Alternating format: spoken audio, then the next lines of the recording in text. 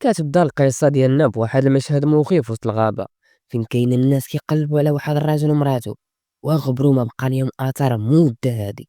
آخر بلاصة كانوا فيها هي واحد الحفرة، وتحتها كاين واحد الغار اللي الأمر ديالو مريب، وغادي تعرفوا علاش مع أحداث القصة. هاد الغار عامر بالأجراس، الشكل ديالها غريب بزاف. واحد من هادوك اللي كيقلبوا كان معاه جوج كلاب. هاد الكلاب هبطوا للغار وشربوا من واحد الضياد الماء كانت تما. من بعد الراجل خدا كلابو ورجع لدارو بشكل عادي، ولكن لاحظ بلي التصرفات ديالهم ولات غريبة بزاف. وشوية بنتو سمعت صوت الكلاب وبدات كتعيط على باها. ناض الراجل باش يطمن على الكلاب ديالو، وديك الساعة تخلع وتصدم ملي شاف جثة ديال الكلاب ديالو كتلاصق مع بعضياتها، وكأنهم ولاو جسم واحد مشوه. ومن بعد هادشي كنشوفو واحد الشاب زوين سميتو تيم، كان حل واحد الصندوق قديم وجابد منو التصويرة مع مو وباه، وكان باين عليه الحزن والتأثر بوفاتهم. دخلت عندو عشيرتو ميلي اللي كانت كتبغيه بزاف، وباغا تخرجو من ديك الحالة اللي هو فيها، خاصة أن علاقتهم هاد المدة الأخرى ما كانتش مزيانة. قالت ليه وجد راسو باش يحتفلوا بذكرى علاقتهم مع صحابهم.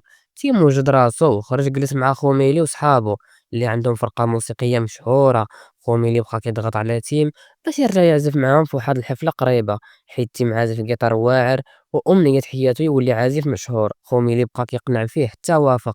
أما ميلي فكانت واقفة مع صاحبتها كارول، اللي كانت في الحقيقة هي الإكس ديال تيم القديمة. كارول قالت لميلي بلي تيم ما غاديش يتبدل، حيت حتى هي كانت علاقتها بيه زوينة في البداية، وفجأة تقلب وبدا كيبعد عليها، وهادشي علاش نفاصلو. ولكن ميلي حيت كتبغيه قالت ليها بلي غدير كاع جهدها باش تعاونو وترجع علاقتهم كيف كانت من قبل. من بعد جمعت كاع صحابهم وقالت لتيم قدامهم بلي كتبغيه بزاف وباغا تكمل حياتها معاه. ولكن تيم توتر وما عرف ما يقول، وميلي تحرجات بزاف قدام الناس. ومع ذلك قررت تاخد تيم ويمشيو يعيشوا شويه في واحد الدار في العروبيه، باش يبعدوا على الصداع ويقربوا من بعضياتهم كتر. اول ليله وقعت حاجه غريبه، تيم بقى كيبعد على ميلي وفجاه تخيل واحد مرا وجهها كيخلع جالسه قدامه وكتشوف فيه. تيم تخلع وتغطى، ولكن ديك المرا خرجت ليه من تحت المالطا. هو فاق مخلوع وما لقاش مين اللي حداه. ناض كيقلب عليها لقاها كتهز الحوايج من الطوموبيل، واعتذر ليها على الطريقة باش عاملها البارح وعاونها في جميع الحوايج. من بعد ملي دخلت دوّش وتيمشي من واحد الريحة خانزة بزاف، بقى متبع الريحة حتى عرف بلي جاية من السقف.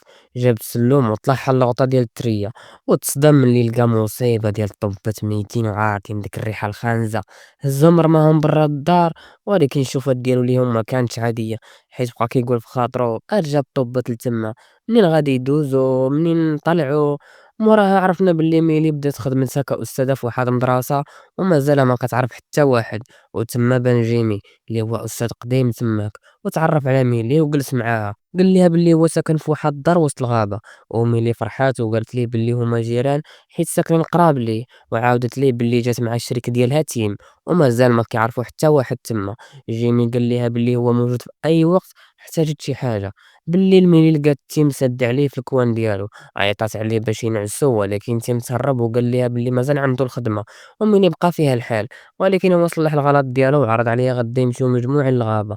النهار اللي موراه خرجوا بجوج شدوا طريق الغابة، بقاو عفاط يا ما تعفاط، عندي عندك، وعايش الحياة مع الثقة بهم، وما عارفينش اش كيتسناهم في ديك الغابة. نعم أسيدي، الطريق دازت مزيانة حتى وصلوا لواحد البلاصة عامرة بالأجراس.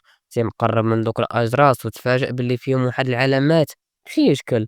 ايوا عشيرتو ملي قالت ليه وما تقربش من داك الكلاوات، لا تصدق بشي طاب وشي ما طاب، يا هذاك الراجل رجع لهنا. صافي يا معلم، مع رجع. راه ميلي هذيك صحابك انا اللي عيطت ليه، غير خرج عندها بدات شتا كتصب. بغاو يمشيو بحالهم ولكن ما عقلوش على البلاصه منين جاو. جبد تيم التليفون ديالو وبدا كيقلب على الاتجاهات، على الله يعرف شي حاجه حتى زلق وطاح في واحد الحفره. ميلي مشات باش تعاونو باش يطلع من تماك، ولكن غلباه حيتاش ثقيل عليا، وطاحوا بجوج بيهم. اخونا زهرو مكوز كتر من زهري. صافي لقاو راسهم في واحد الغار كيبان فيه الهدوء ما قبل العاصفه. قرروا يتسناو تماك حتى تسالي الشتا. تيمشي على العافيه باش يسخنوا، عطا الميلي اخر رغمه ديال الماء باش تشرب. ومن بعد القضيه ديال الماء تماك شرب منها وعمر القرعه. بداو كيهضروا ملي سولات تيم علاش كان كيشوف دوك الفيلم بديك الطريقه الغريبه. اعترف ليه بلي ملي كان صغير باه يشم الريحه خانزه في بيته وطلب منه ينظفها. تيم نظفها، ولكن با واخا هكا بقى كيشم ديك الريحه الخايبه. واحد النهار تيم رجع للدار لقى باه في بيته وهز في يديه فار ميت، ومن داك النهار وريحه الفار بقات لاصقه في الذاكره ديال تيم. والصدمة الكبيرة هي ملي حل باب البيت ديال والديه ولقى باه جثة معفنة، وأمو جالسة حداه كضحك حيتاش حماقت بسبب الموت ديال راجلها. ملي تأثرت بزاف بقصتو حيت أول مرة كتعرفها. نعسو حدا بعضياتهم ولكن تينفاق على واحد الصوت كيخلع، وكاين شي حاجة غريبة كتحرك مع كل نفس كيخرجو تيه. شاف ملي لقاها حل عينيها وشي حد كيغوت وهجم عليها، ولكن هادشي طلع غير حلم. تينفاخ مخلوع عقل مني خاصهم يخرجوا دابا، ولكن تصدموا ملي لقاو مادة غريبة لصقات ليهم رجليهم مع بعضياتهم. فكوا رجليهم حتى طارت ليهم الجلدة، وهربوا من الغار بالزربة حيت حسوا بلي شي حاجة ماشي هي هاديك تماك. ملي رجعوا للدار ملي دوشات وطلبات من تيم يدلك ليها عنقها حيتاش كان كيضرها، ولكن تيم حس بشي حاجة غريبة وبلا ما يحس جرح ملي بضفارة في كتفها. ملي غوتات وبعدت عليه وقالت ليه يدخل يدوش وهي غتمشي في الطوموبيل تخدي شي غلط في المدينة. ولكن الغريب في الأمر هو أن كل ما بعدت مني خطوة تيم كيتحرك في نفس الاتجاه معاها، وكأنهم مربوطين بشي خيط مع بعضياتهم. والمخيف أن تيم جاتو نوبة ديال التشنجات وبقى كيضرب راسو مع الحيط حتى تهرس الزليج وسال منو الدم. غير فاق ورجع ليه الوعي ديالو ومشى عند الطبيب وقال ليه بلي راه متوتر وخايف هاد المدة هادي، وعاود ليه على كاع داكشي اللي وقع ليه، ولكن راه ما عارف شنو السبب ديال هادشي هذا. الطبيب مسكين ما فهم والو ما عرف ما يدير، هو يعطيه مهدئ للعضلات. الطبيب قال لتيم بلي ديك المنطقة اللي ساكن فيها غبروا فيها واحد الكوبل ومازال ما لقاوهمش لحدود الساعة. تيم رجع للدار وقلب الانترنت على دوك الناس اللي قال له عليهم الطبيب، ولقى الكونتات ديال التواصل الاجتماعي ديالهم فيهم غير تصاورهم بجوج لا غير. تيم عجباتو الفكرة وطلب من ميني أنهم اللي يموت تخلي غير تصاورهم بجوج وتمسح أي حاجة أخرى متعلقاش بيهم. شوية شي واحد دق في الباب، حلت ميني الباب وهو يطلع جميل الأستاذ اللي خدام معاها في المدرسة. جا باش يرحب بيهم وجايب معاه قرعة ديال الشراب شي هدية. ملي عرضت عليه يتعشى معاهم، ولكن تيم كانت فيه الغيرة حيت جيمي كيعامل ميلي بطريقة زوينة بزاف. تيم وميلي تخاصمو قدام جيمي اللي حاول يهدنهم وقال ليهم بلي خاصهم يبقاو مع بعضياتهم ويبعدوا على الصداع. جيمي مشى وخلاهم بوحدهم. ملي فرحات حيت تيم غار عليها وهما ناعسين، ملي حست بلي تيم ناعس ليها فوق شعرها شعلت الضو ودارت عنده باش تبعدو من تماك. او تصدمت ملي لقات تيم فاقد الوعي كيبلع في شعرها. بدات كتغوت حتى فاق تيم وبدات كتجر شعرها من فمو، ولكن وتقول واش بغا يحيد. تقول ملصقينو بالكرة ديال الأمير، هي بقات كتجر هو كيجر حتى تفكو. وحتى السيد صارت كيلومتر ديال الشعر كان غيموت. جرت شعرها من فمو وهي مصدومة في هادشي اللي وقع، وبقاو كيشوفو في بعضياتهم وما فاهمين والو. في النهار اللي موراه تيم وجد ساكو باش يسافر للحفلة ديال الفرقة الموسيقية اللي غيعزف معاهم. وملي وصلت للمحطة ديال التران تيم اعتذر ليها على داكشي اللي وقع البارح، وهي قالت ليه ماشي مشكل، غير استمتع بوقتك ورجع على خير. ملي مشات لخدمتها ولكن غير بعدت على تيم جاتو نوبة تشنج بحال المرة الأولى. خدا المهدئ اللي عطاه الطبيب وجلس في الأرض حتى فاتو التران. تيم خلى حوايجو في المحطة وقرر يرجع عند ميلي للمدرسة. في هاد اللحظة نيت عرفنا بلي بنت الراجل اللي عنده الكلاب وكانوا تلاصقوا مع بعضياتهم في بداية القصة كتقرا عند ميلي. وميلي شافتها كترسم دوك الكلاب وهما متلاصقين مع بعضياتهم وبدا كيدخلها الشك. ميلي حست بالوحدة حيتاش تيم بعد عليها وغادي تبقى بوحدها. عيطت لصاحبتها كارول ابي الفيديو وعاودت ليها على هاد العجب اللي وقع كامل. كارول نصحاتها تبعد على تيم حيت كيبان مريض نفسي وموت والديه أثر عليه بزاف.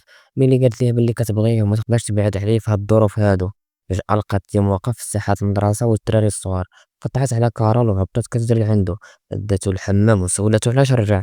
تيم طلب منها السماحة وحاول يتصالح معاها، ولكن واحد الدري سمع صوتهم في الحمام ومشى قال لجيمي ملي بغات تبعد على تيم باش تخرج من داك الموقف. ولكن الصدمة هي أنهم لصقوا في بعضياتهم عاوتاني، ما تفكوا غير بزز.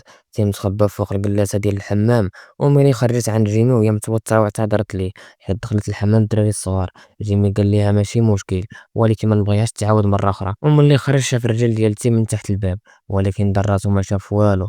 ملي رجعوا للدار ملي كانت مع الصباح حيت تيم كان غيسبب ليها في مشكلة في المدرسة. تيم بقى كيعتذر ليها وملي قالت ليه انها غتمشي عند جيمي للدار تعتذر ليه. ملي مشات جيمي رحب بها وطلب منها تدخل تشوف دارها. ملي شافت تصويرات جيمي مع مراتو وعاودت ليه بلي هي وتيم جاو باش يحلوا مشاكلهم، ولكن الامور تعقدات كثار من الاول. جيمي قال ليها بلي كاع العلاقات فيها مشاكل، وعاود ليها بلي كان عايش مع مراتو وكانوا كيتخاصموا على التفاهات حتى ماتت وخلاتو عاد عرف قيمتها. ودابا كيتمنى كون رجعت ليه. ملي شاف تيم واقف حدا الشجرة كيتصنت عليهم توترات وقالت لجيمي خاصني نمشي دابا، وخرجت خدات تيم ومشاو. تيم كان محتاج الميني وهي شدت ليه في يديه باش ما يحسش براسو بوحدو في هاد اللحظات الصعيبه. بالليل تيم كان في البيرو مشى طلع على ميني لقاها ناعسه. خدا المهدئ ديالو كيف العاده وفتح البيسي باش يقلب في بيانات اخر تصوير دوك الكوب اللي غبروا، واكتشف بلي تصور واحد الكهف اللي طاح فيه هو وميلي. بقى كيزومي في التصويرة حتى شاف واحد الجرس فيه نفس العلامات في البلاصة اللي طاحوا فيها، تما حس بلي شي حاجة ماشي هي هادي، حتى تقطعت كونيكسيون على غفلة، شوية هو يشوف ميلي ملاصقة مع الباب ديال البيرو فين جالس وكتحرك معاه فين ما تحرك. أنا عرف بلي وقع عليه هداك الشي اللي وقع عليه من قبل، وبدات كتشنج حتى كانت غادي تهرس الزاج. بالزربة حل الباب وطاحت عليه وبقى كيضرب فيها حتى فاقت. مستغرب حيت ملي ما عمرها جاتها بحال هاد النوبات، وهنا عرف بلي الماء اللي شربو من داك الغار اللي طاحوا فيه هو السبب، وقال ليها كاين شي طريقة غريبة كتجرنا لبعضياتنا وخاصنا نهربو من هاد البلاصة بأي طريقة. ولكن ملي ما صدقاتوش وقالت ليه بلي هادشي غير خرافات وما خلاتوش ينعس حداها، ولكن غير خرجت من الباب لصقات بلاصتها وما قدرتش تزيد لقدام. أكد ليها بلي كيحس بكل حاجة كتحس بها، وقرر يرجع للغار باش يفهم شنو واقع. ملي تعصبات منو وقالت ليه بلي والديها غادي يجيو يتغداو معاهم وما بغاتوش يكون في الدار. بقى في الحال على التصرف اللي دارت معاه ميلي حيتاش كيبغيها. بالليل فاق لقى قوة غريبة كتجرو لبيت ميلي وهي كذلك، تقربا من بعضياتهم وبداو يديهم كيدخلوا في بعضياتهم وكأنها عندهم يد وحدة. قال لميلي تجبد المهدئ ديالو من المجار، يلاه بداتو تزلع كامل في الأرض، دقوا بالقرعة ديال الضوء باش يقدروا يشموه باش يعطي المفعول ديالو في أسرع وقت ممكن. وفعلا ترخاو عضلاتهم ونعسوا. ملي فاق لقى يديه مازال ملاصقة مع يد إيميلي، وميلي ربطاتو في الكرسي وهزات منشار ديال الضو باش تقطع داك الجلد ملاصقهم. ملي بغات تمشي للسبيطار بغا يمشي للغار ما اتفقوش، ولكن في الاخر اتفقوا باش يمشيو بجوج للسبيطار هو الاول. ملي لقات بلي نساو السوارت الطوموبيل عند جيمي، مشات تجيبهم غفلها ومشى لداك الغار وخدا معاه الكوردة وواحد البيل باش يضوي. ملي لقات دار جيمي خاوية، ولكن شافت فيديو لواحد الناس في الكنيسة فيها نفس الجرس اللي كاين في داك الكهف.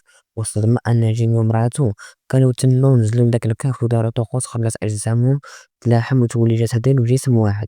تما فهمت ميلي بلي جيمي هو المخلوق اللي انتج على التلاحم بينه وبين مراتو. جيمي خرج لعند ميلي وحاول يقنعها باش تلاصق معاه، ولكن ميلي خافت منه وهربات من بعد ما ضرباتو على راسو. في الغار شاف التصاور ديال التلاحم وفجأة جمعي داك الكوبل اللي غبروا من شحال هذا اللي ولاو عبارة ديال النسخ مرعب. ضربهم بواحد الموس كانت تماك وهرب من داك الغار. وميلي تلاقاو في الدار وقوة التلاحم كانت كتجرهم لبعضياتهم بقوة. طلب من ميلي تقاوم وقال ليها بلي كان باغي يكمل حياته معاها، وجبد داك الموس اللي لقاه في الكهف باش يقتل راسو ويحررها هي من هادشي كامل.